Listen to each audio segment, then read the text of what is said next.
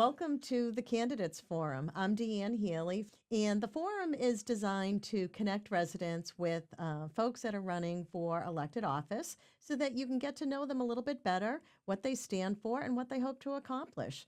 So tonight I have Pamela Milman, who's running for school committee. So, Pamela, thanks for joining me tonight. Thank you. Thanks for having me. So let's just start off with what inspired you to throw your name into the ring and want to serve on the school committee this year? Okay, it's a great question. So I would say it's something that I was considering for quite some time. I have a lengthy education background. I don't know if that's one of the upcoming questions, but I'm going to filter Go it for in it. here. Okay, so I'm a former school teacher myself. Oh. I taught both regular ed and special ed. I taught both public school and private special education school. I was an administrator as well, and along the way, always advocating for my students and families. And I then decided that through some of the experience in that, I wanted to go to law school. And I said, I really want to support families in a different way, or maybe I want to get into a different avenue in a different way. So ultimately, I decided to go to law school, and I was already in a profession, and law school is expensive. Mm-hmm. I did law school at night at New England School of Law, Boston, and I decided because at my job at the time, I had to be available for my students, my staff, my families. I decided to leave that job, but I took a job at the Department of Elementary and Secondary Education as an education specialist. So there I dealt with compliance, had oversight of private special education schools, the approved schools. I also worked on the public school teams and did reviews of the schools, both the public schools and those private special education schools. Mm-hmm. We were also responsible in our unit to do a lot of the training. How do you write an education plan, policies, things like that. Finished law school. While I was there. Yeah. And I passed the bar in the first time. I did have plans. If I wasn't going to pass, I was going to move to the Bahamas and be a scuba instructor. But I passed the first time. I actually thought of getting into a superintendent or a special ed director or some kind of avenue like that. But as I was doing that, I said, no, I really think I want to represent families and their kids. Because of that closeness a little bit more than the administrative part. And since I had already done administration. And so I started a practice. My practice is called Education Consulting, Advocacy, and Legal Services, and we represent families and their children that are dealing with issues in the schools. So a large part of it is special education, also issues around bullying, other compliance issues, and whatnot. And I do some training still as well. Once a teacher, always a teacher. And it's been something I had my eye on to run for school committee. I have a family, 2 kids. And I had a starting practice when I first started. We're now a firm of 5 attorneys, but it was one of those things like, when's the right time? So now I have a sophomore in college and I have a senior in high school. And now is the time, right? We get to do more for ourselves at different chapters of our lives. We figure things out. So Absolutely. that is why I decided to run. All right. Well, clearly you've got the right background, right? You've seen every aspect of the educational system. Yep. So, with all the pressures on local funding, how would you prioritize spending in the school budget? Yeah, it's a great question. So I have a perspective from working at the department and looking at how schools are put together. That was part of one of the things I did some approvals on. So I have an idea from that avenue too.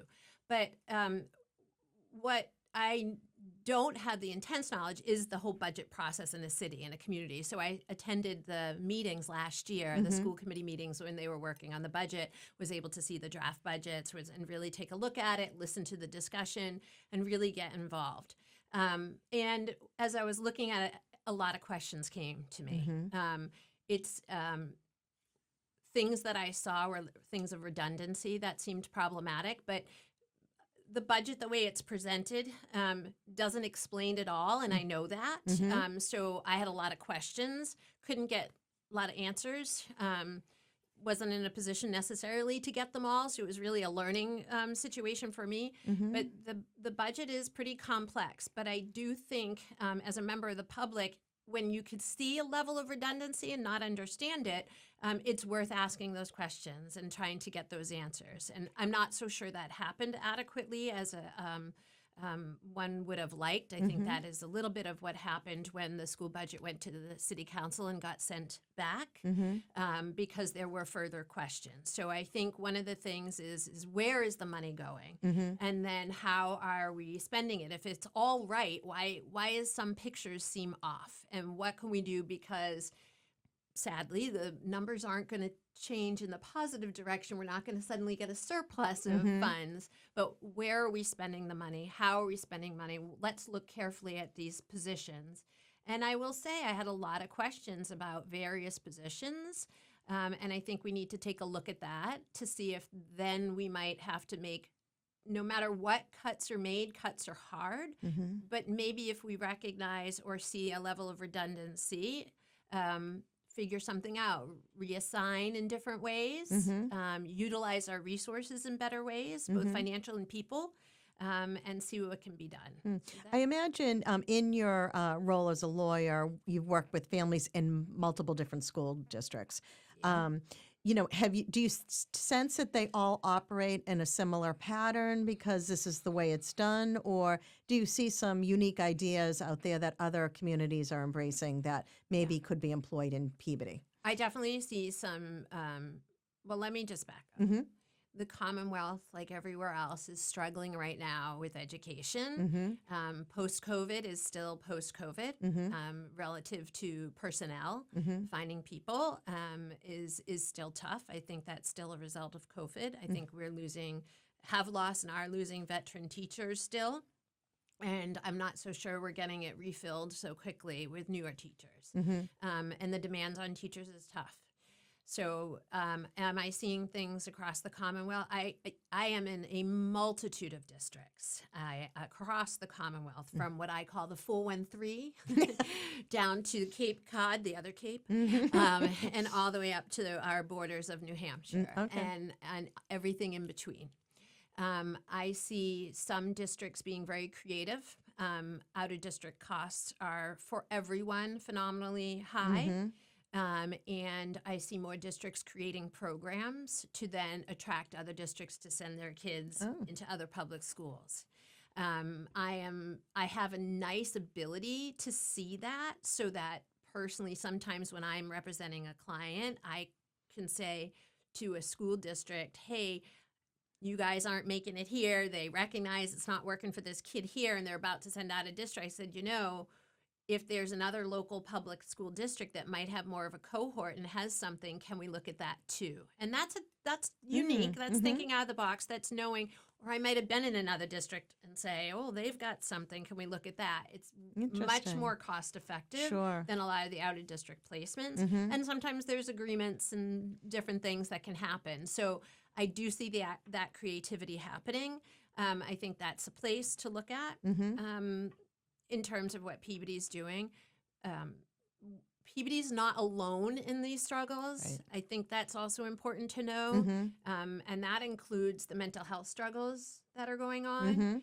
Sadly, we lost a student this year, Jason, and that's very troubling.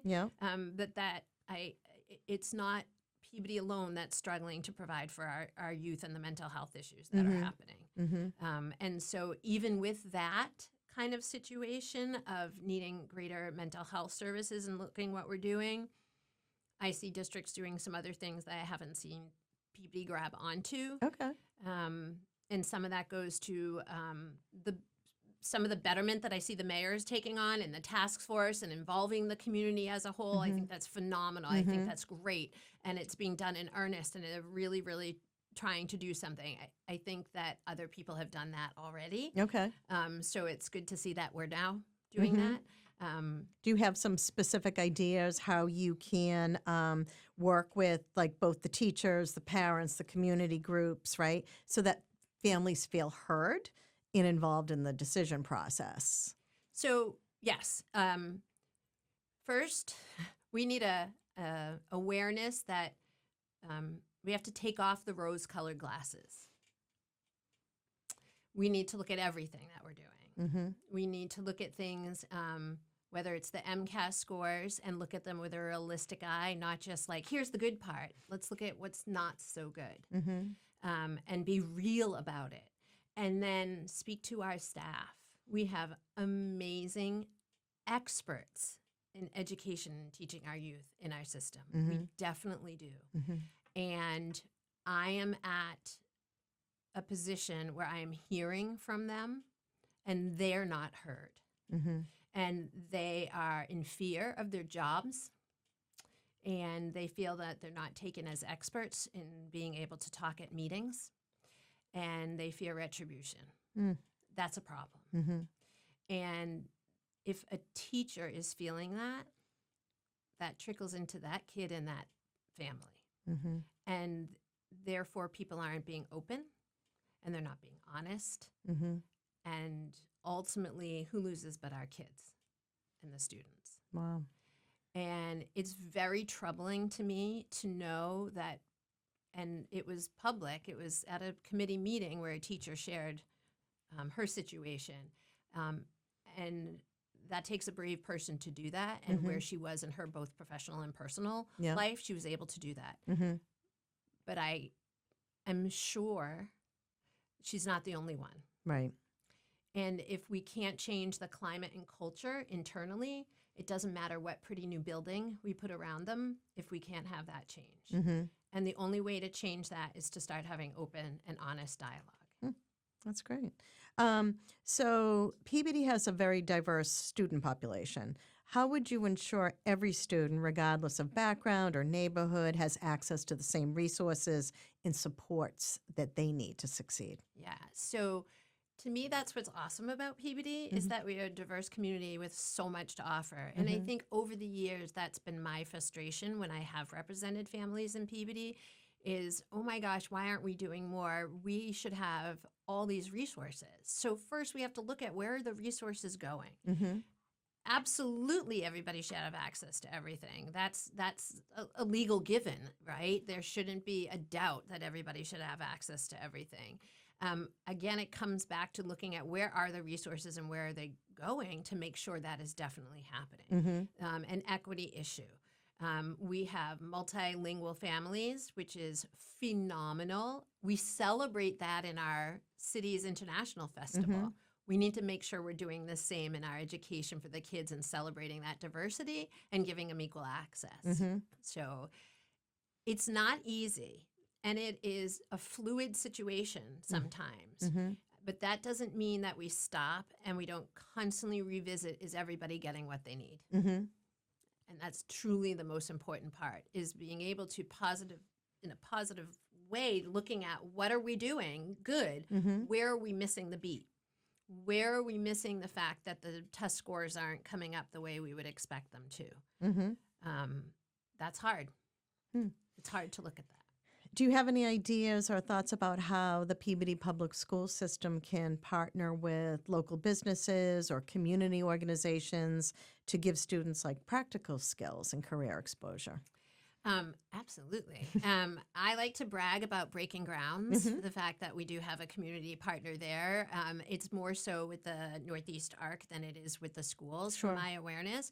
I'm not sure why that is, why we're not really intensely in the schools as well. Why don't we do not just like a Breaking Grounds, but we have to look very carefully and closely at how we're meeting the needs of, in particular, transition age youth. So in the education world, transition age youth are the 18 to 22, and offering them a free, appropriate public education to what they need.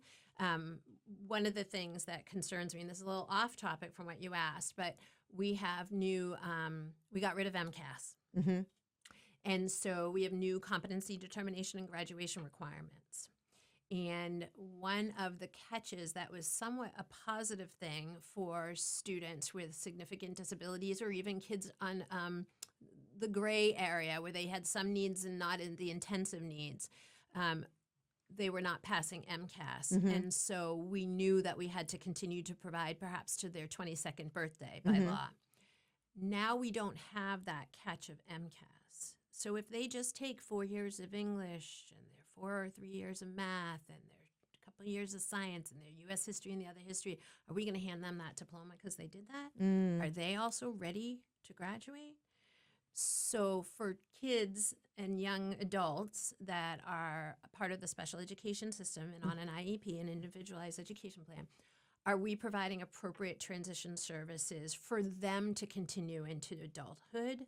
And it's a perfect way to partner with communities and get real experience, real employable experience, and also elicit some of the other programming that the state has available through the colleges, whether the community colleges and the Salem State in our own neighborhood has what used to be called a MACI program, the Massachusetts Association of Inclusive Education Initiative. I hadn't heard of that one. Yeah, it's MACI, M-A-E-C, something like that, Okay. MACI. And now they're changing the name to MAPSI, so post-secondary. But my point is this. In our own backyard, we have a programming with Salem State to provide additional services for kids that meet that profile, to then also be able to go take some college classes and get some real life experiences and hopefully lead to also becoming productive members of society. Right. And Peabody doesn't do a lot of that. And in fact, in my own meetings, I know that Peabody wasn't even aware of these programs.